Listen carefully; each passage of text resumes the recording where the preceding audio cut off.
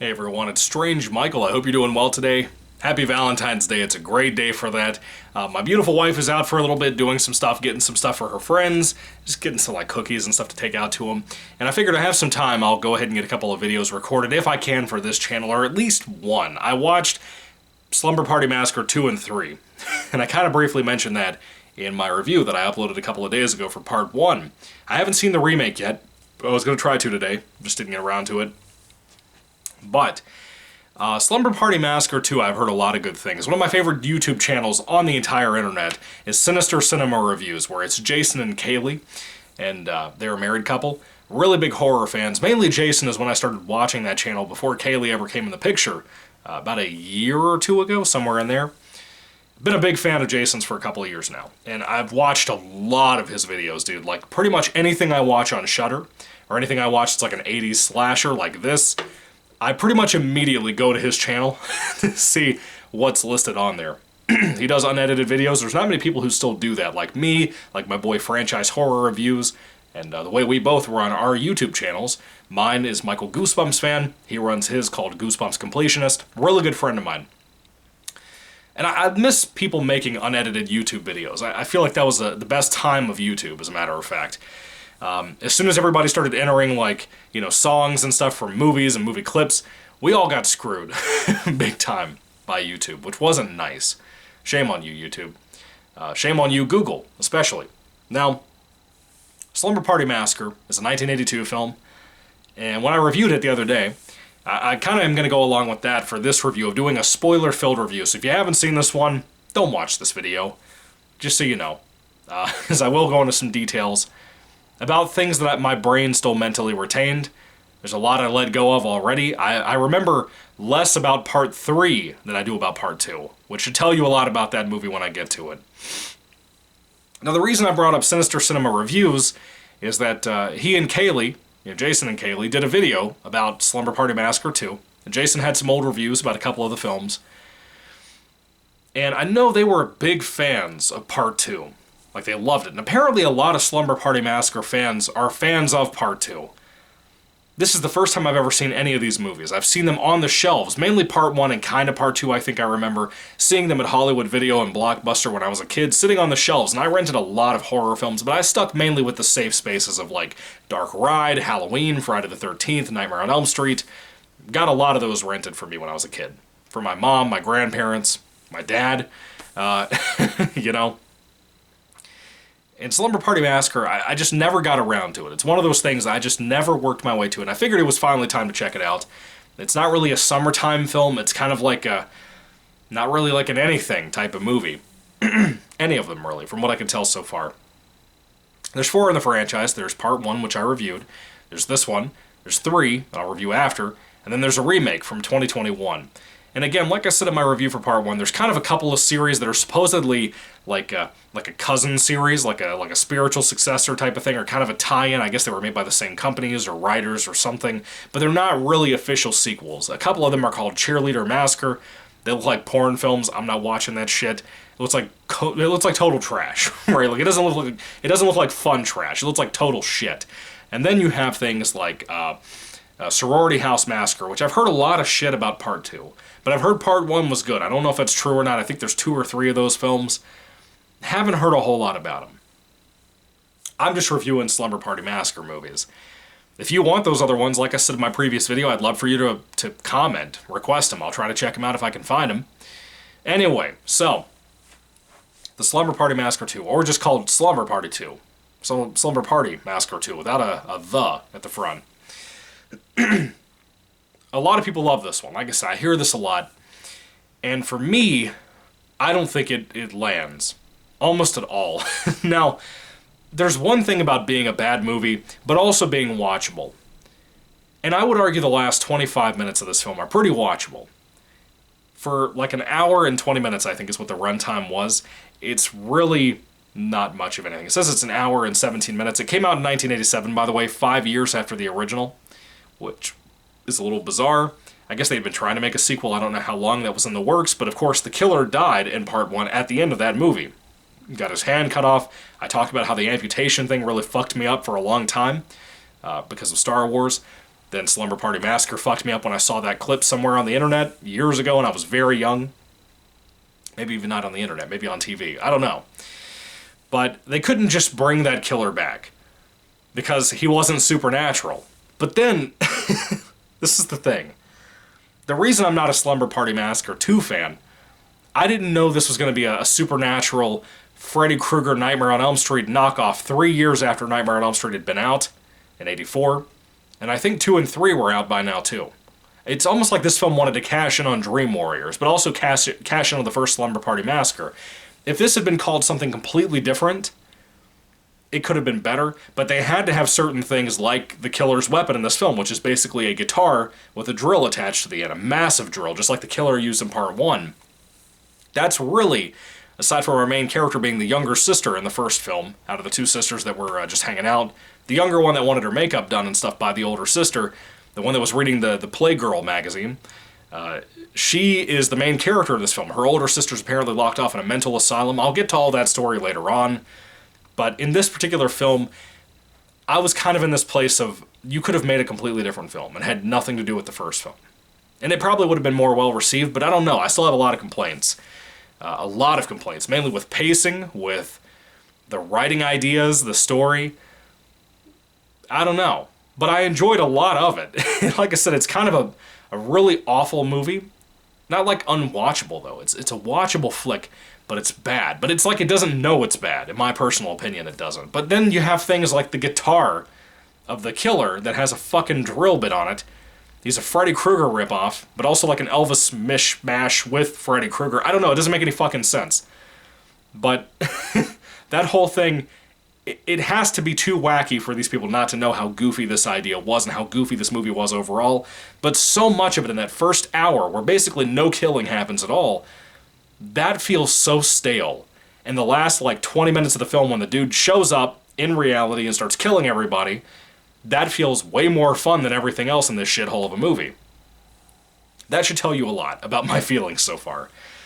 I've already kind of covered the main basis of... Our main girl is the sister from the first film, the younger sister. Like I said, her sister is the older sister, the main chick from the first film. That's kind of off to the side, but is kind of our main character, our final girl, whatever she want to be called, whatever you want to call her. She is off in a mental asylum, which is bizarre to me. But I understand, trauma, all that. This is a different actress, I believe, playing the sister in this main character role. She's a part of a band of girls. And I don't hate the music. I don't know if they made the music for this movie or if this is like a small indie band of some sort that they took the music from, but I like it. I don't think it's that bad. It's kind of a cheesy 80s music, but I like it. I love the 80s, right? This is late 80s too, 87, dude. And it feels like 87. So, I don't even know where to start with this.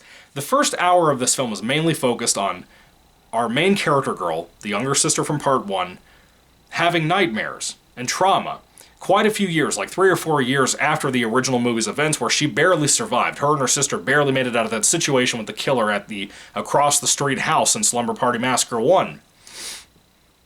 The idea of focusing on trauma, kind of cool. I like that for a character thing. The fact that she's having all these horrific nightmares and stuff, pretty cool too. I like that. Most of this movie is just her dreaming bad, then waking up, or fainting, or having some kind of shit like that happen when she and her friends go off to kind of like, not abandoned, but like to a house that one of their friends own in the band that's happening to be a rich girl. And this is kind of like a cool-looking house that they decide to go party in and rehearse for their upcoming audition for their band, to try to get something kind of like a record label or record deal, some kind of shit like that. I don't know. Maybe a local party for like a 5-year-old. I don't know what the fuck they're doing. It said something like that. I wasn't paying attention.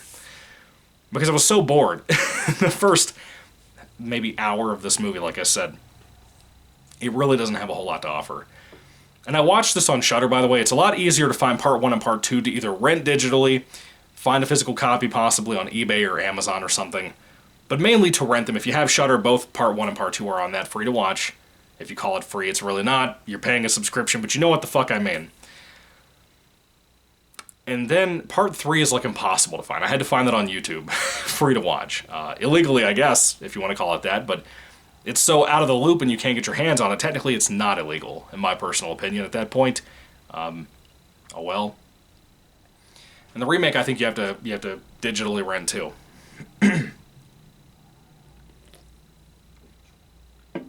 Now, part 2 is not a complete loss. As stale as the first hour of this movie is, for a movie that's an hour and 20 minutes, that's a big portion of this film. That's like 80% of this movie being kind of lackluster, kind of dull. These girls that are going up here, this group that are friends that are driving out to this house to hang out in the middle of nowhere, to party in and to practice their band music in, they also happen to invite a couple of guys. And one of the guys is, he's whatever, he's milquetoast. Not really a big deal. The other one, though, is fucking hilarious. I love this guy. I love him. He is so funny. I don't know what he reminds me of or who he reminds me of, but he sounds a lot like a cartoon character or some kind of character from a movie I've seen or a TV show. I cannot place where I know this guy. I have to go look it up real quick on IMDb if I can get the name right. I don't think I'm going to have the name right, but I'm going to try. Yeah, I can't find his name. Can't find it. Anyway, there's a guy in here, the other guy that I do like a lot, who is like a... My nose is whistling. He kind of has like a surfer. Like he's supposed to be stupid. He's supposed to say a lot of stupid shit. He's kind of an alcoholic. He's supposed to say a lot of dumb things and genuinely just be intellectually stupid. Just plain and simple. It's not so much about the lines that he says, it's the way he says them. It's the direction they gave him. Maybe not even the direction. I don't even want to give talent and credit to Deborah Brock, who also wrote this movie. And like I said, it kind of falls apart most of the time. I want to give this actor credit, because I really think he is the reason this is as funny as it is. Some of the shit he says are completely quotable. I'm trying to think of, like, some funny lines, either that were said in the film or something I could just say. But, like, things will happen. Like, somebody will, like, spill a beer, right? And he's the kind of dude, kind of like the character that Sean Penn plays in, Welcome, is it Ridgemont High? Fast Times at Ridgemont High. He's kind of like a surfer dude, but kind of not. But he's supposed to just be dumb. And he'd be like, whoa. He says things like that, but the way he says his lines are so funny. I love this guy. He's a genius. Comedic genius, dude. I don't know if he went on to do anything else. I can't find his picture listed on here. That doesn't mean he's not on the IMDb list, but, still. Can't find him. Love the guy. Really fucking funny. But everybody else, including our main actress, they really don't have much to do. There is the girlfriend of the dumb guy, who is this, like, beautiful redhead, and she's always very fucking, like skanky a little bit. Like, okay, so this is a great example. When the girls first get to this place, before the guys show up, but kind of when they show up, the girls start having, like, a pillow fight, right? Like, they just do this. It's Slumber Party Massacre 2. What did you think was going to happen? It's supposed to feel kind of sleazy. Part 1 felt sleazy in the sense of it felt like that, but it wasn't entirely that, but it kind of was. There's a lot of nudity in that film, more than in this film, basically, and more than in Part 3. But in this movie, the girls are having a pillow fight, and two of them all of a sudden take their shirts off. One takes her bra off, the one that's kind of the skanky chick that's dating the dumb guy that I love so much. And women out there who may be watching this, I asked my wife about this when we were in the room watching this movie. Well, I was watching it. She was just kind of tuning out, reading the book, and then she saw the scene and was like, what the fuck are you doing? But when we were watching this on TV, I had to ask her. I was like, did you guys ever have a pillow fight with you and your friends when you were kids or teenagers or anything, and then just somebody in the room just started taking all their clothes off? Did that ever happen? And she looked at me like I was fucking nuts, dude. Because it doesn't happen. It felt like such a weird thing, and maybe it was like a studio thing, like, hey, you have to have nudity in here, but why the fuck would you write it like that, where one of the chicks just completely goes topless for no reason at all? That's weird. I think that's weird. But, it kind of fits with her weird sexual nature. I don't know about that chick, but she's cool. I thought she did a good job as an actress. That scene's weird, but I like her. And then there's some other girls in here. I think, to me personally, I think all of the girls in this film are really pretty, and I think they're actually really good at what they're trying to do, but I don't think the script really serves them that well. The one's a drummer. She's kind of funny sometimes. She's trying to write a song. I like her. The song is horrible. The moment where she sings a little bit of portion of that song, it hurts. It hurts. My wife cringed when that happened too. The main chick, the younger sister from part 1, she's okay. I don't hate her. I think I can kind of root for her. By the end of the film, I'm rooting for her because of the things she goes through. I feel bad for the trauma she went through and how it's haunted her for like 3 or 4 years in her life now that she's like 16, 17, 15, something like that. And by the way, I forgot to mention too, it's actually her birthday weekend. Her mom and her are the only ones at the house now that her sister's at the mental asylum. And she's kind of like not wanting to go see her sister for her birthday weekend. She just kind of begs her mom, like, can I please go to this place with my friends? And at first the mom's kind of a little hesitant about it. She wants to go support the sister, who's made some progress, might start talking soon. And the mom kind of comes to the point after this girl begs her mom to just, let her go. She doesn't hold any hard feelings, which was nice. I kind of expected like a kind of like a weird, like, parent resilience type of thing. They didn't go there, and I thought that was pretty good writing for something different, essentially. Maybe it's not good writing, per se, but it was just something different, I think. I liked that. But that's kind of where she's at. She goes to this party thing, she's gonna drink and hang out a little bit, do some music stuff, and that's really it. But as I said, she also invites a crush, by the way, that she has a crush on, and he comes too, with his friends. With the friends like the dumb guy. And he has a thing for her, this crush guy. And I like him. The actor playing him, very respectable. Seems like a cool guy. Seems like, I don't think he would go very far in the acting world or in movies, but he seems pretty cool. I like that guy. Good casting for him. I was worried at first he'd be like your kind of douchebag fake out, like he would be a scumbag or he'd turn out to be the killer. This isn't a whodunit film, though. Neither is the first one, but this one's especially not like that. This is like a supernatural movie. Now, that kind of ties into where I want to go talking about this movie. As I said, this is kind of a supernatural film that rips off Nightmare on Elm Street. And one of the things that our main chick from part 1 keeps seeing constantly in her little visions, dreams, whatever, in her nightmares, is a fella dressed up like an Elvis Presley, Johnny Cash type of dude, like a rock god. His name in the credits is called the Driller Killer, which is horrifically cheesy and very intentionally cheesy and very funny, I think. For the massive guitar with the drill bit on it and stuff. He's supposed to be like a rock singer, and they hint that maybe he was a rock legend at some point in this world, but they kind of don't go into that. But they kind of like address it in the way that he might have not been. Maybe he's like a supernatural, the rock god of some sort. I don't know, something like that. Not really impressed. I will say this, though. The actor who played this guy is fantastic. He is so hamming it up. If it weren't... If I had to guess, if anybody on this planet was either Bruce Campbell in disguise or related to Bruce Campbell, it'd be that fucking guy. He looks and acts so much like how Bruce Campbell will play, like Ash and stuff. It's hilarious. I love it. Really, really fun. He's got a fun performance. And like I said, he gets like maybe 2 minutes worth of time throughout this entire film. There is one scene where he has like a jam session and like a nightmare or something to scare our main character. And it's so over the top, it looks like Freddy's Nightmares, the old TV show for Nightmare on Elm Street, which is also horrible. Don't watch that piece of shit either. I've tried my best to sit through that. It's like 50 episodes. Dude, I can't fucking do it. I tried, and it is absolutely awful. You will have episodes that are so bland, and then the next episode is so fucking bad. I can't make it. I'm going to try to one day finish that show since it's on Tubi for like the first time ever on streaming. And I tried and tried and tried. I cannot fucking finish it. I'm trying, though, just so you know. One day I'll try to get there. For right now, though, I'm watching these and I'm watching Ed, Edd n Eddy. That's really what's happening with my life right now. Anyway.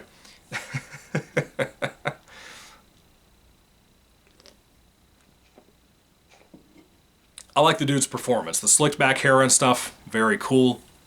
His jokes, his puns, very funny. Really like all that stuff. The guitar with the drill bit on it. Like I said, I like it. It's goofy as shit, but I like it. Now you may wonder, if he's like a dream demon thing, like a Freddy Krueger, how does he get brought into the real world? Well, our main chick, of course, invited that crush to come to, this house where they're all hanging out at. And after freaking out a little bit, she's called the cops and stuff. Her and the boyfriend crush guy are going to have a little bit of fun at night. And in the middle of them getting ready to do the hanky-panky, all of a sudden this fucking guy shows up behind the boyfriend and drills a hole through his chest, right? Now let me say this. Slumber Party Massacre 1 had some really good gore. I think some really good effects for what it is. It's a goofy movie, it's a silly film, it's more of a horror comedy than anything. It's a little sleazy, but it's very well done for what Amy Holden-Jones wanted to do with that movie. For me, this is such a lesser film. It's underneath average for me in a lot of ways when it comes to filmmaking. One of the biggest aspects of that are the practical effects. They don't look good, in my opinion. Most of them don't. There's a couple moments here and there, like the chest drill thing. When you get to see it, it looks good. But, you know, other stuff, not so much. Not so much.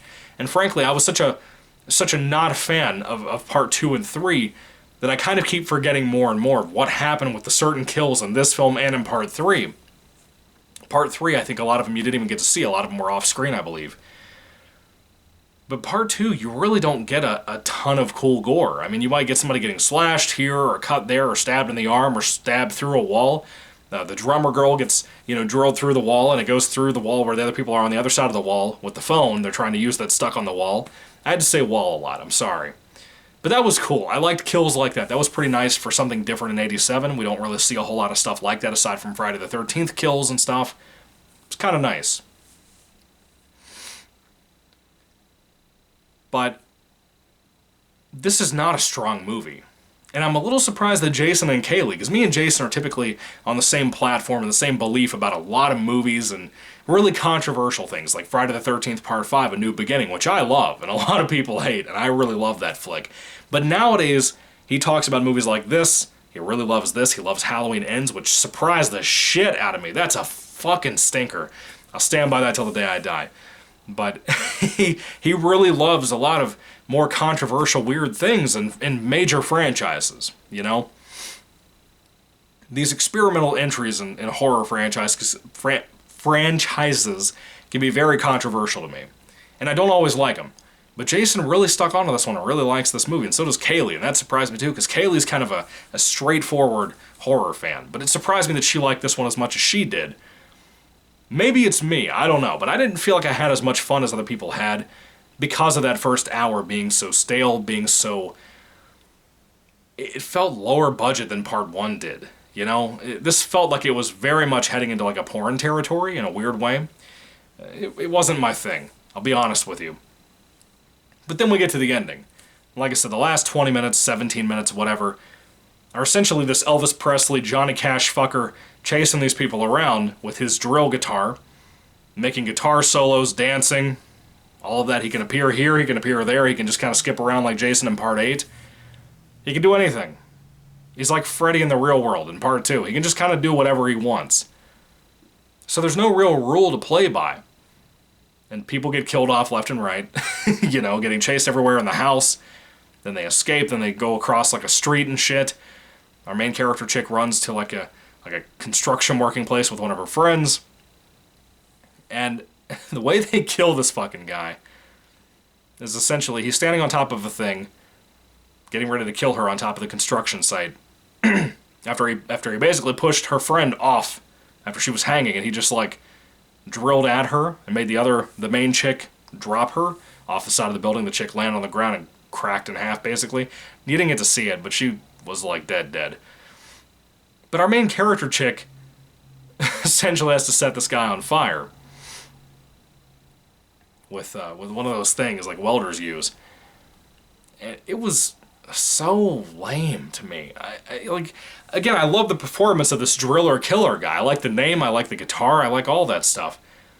But it's the movie itself. It just doesn't resonate with me. And not that it has to. It's called fucking Slumber Party Massacre 2. It doesn't have to be life-changing or anything. It's just I expected so much out of the hype train that people built around this movie. I don't know what it was about it or why people love it so much, or even people that I know and I agree with most of the time like it so much.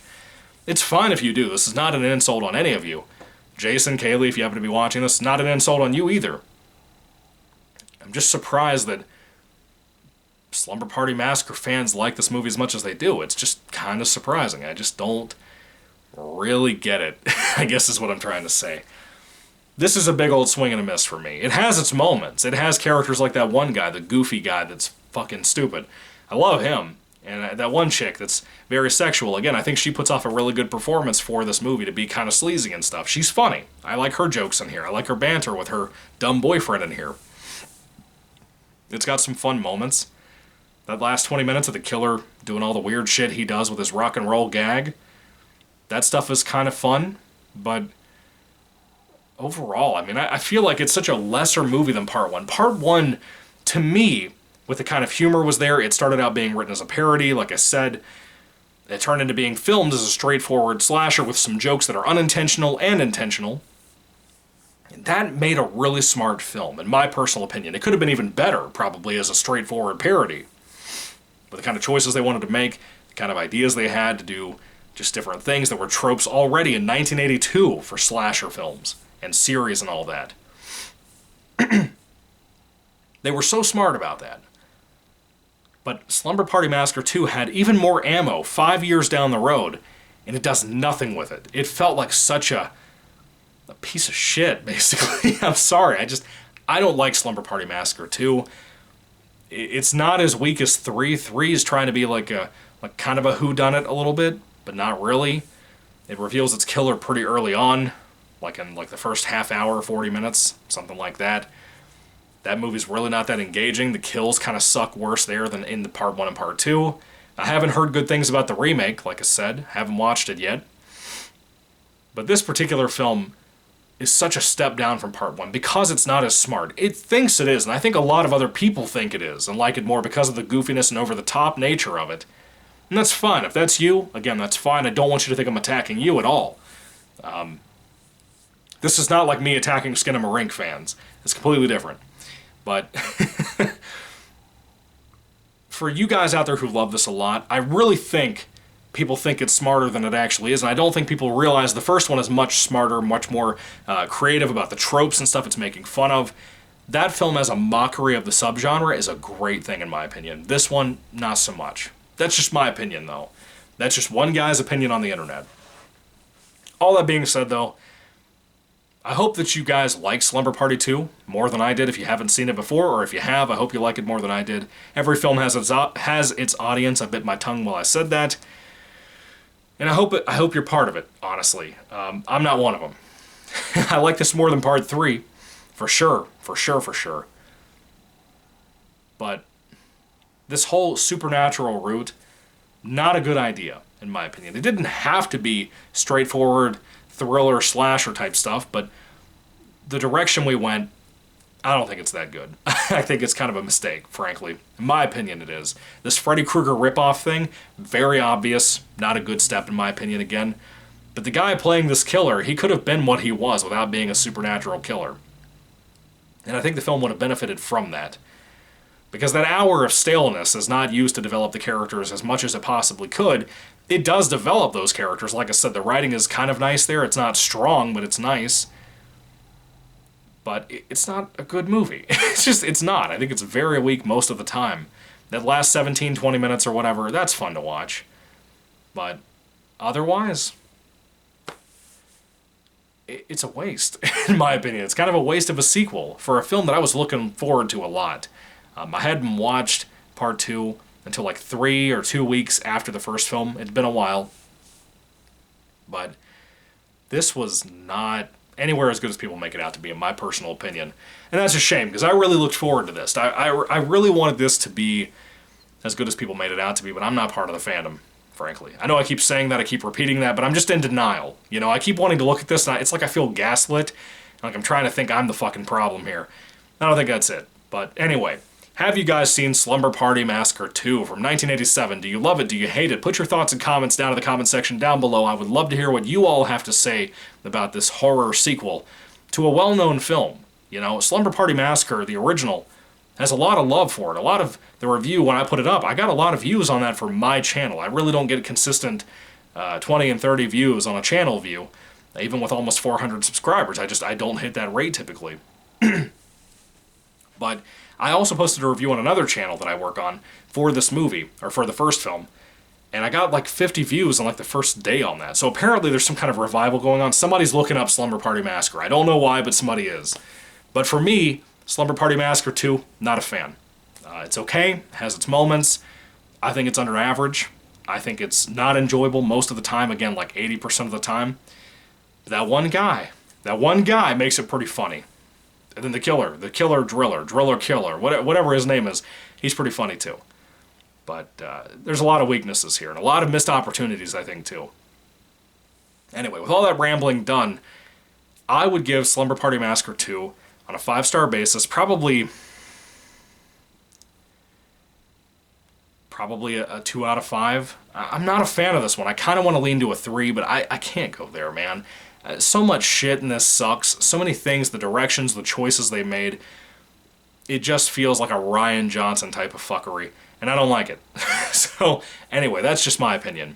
2 out of 5 stars, what I'm settling for. It's kind of a high 2 out of 5 if that really matters. I don't think it does. It's still weak. But, overall, what do you do? You know, what can you do? Anyway, I will be reviewing part 3 at some point. I don't know if it'll be today or tomorrow. I don't know. I'm going to kind of wait off. It's Valentine's Day. My wife will be back soon, so I'll probably wait till, like, tomorrow or something. We'll see. But I have some Goosebumps stuff I'm working on this week, too. That's kind of a priority. I want to get that stuff wrapped up in the next couple of weeks. But it is what it is. Anyway, thank you all for watching. I hope you have a great Valentine's Day. If you haven't celebrated with anybody yet, I hope it's really good for you when you get to tonight, or today, or whenever. What are your thoughts on Slumber Party Massacre 1, 2, 3, and the remake, number 4? I'd love to hear all that down below, too. Let me know what your favorites are, your rankings, all that stuff. Let me know everything. I'll be back eventually, God willing, and I try to review all that stuff, and I'm probably going to rank all 4 movies. I don't think we're getting another Slumber Party Massacre book movie anytime soon, so, oh well. I will rank them. But that's pretty much it. That's all I have to say after like 45 minutes or an hour of ranting. Anyway, have you seen it? What do you think about it? Put your thoughts and comments down below. Be prepared, because part 3 is probably going to be a rant, honestly. A lot of it's leaving my brain. I'm going to have to go get fucking refresh from Wikipedia and shit, because so much of it just... It's almost like when somebody talks to you and you don't process a single fucking thing they said. It goes in one ear and right out the other. That's exactly what happened with part 3 and me. Because I retained a lot of the third act. Most of it I did not, because it's so fucking boring and dull. Anyway, that's pretty much it. What did you guys think about this film? I'd love to hear your thoughts and comments down in the comment section down below. Thank you for watching, and... Thank you for watching again. God bless you. Goodbye.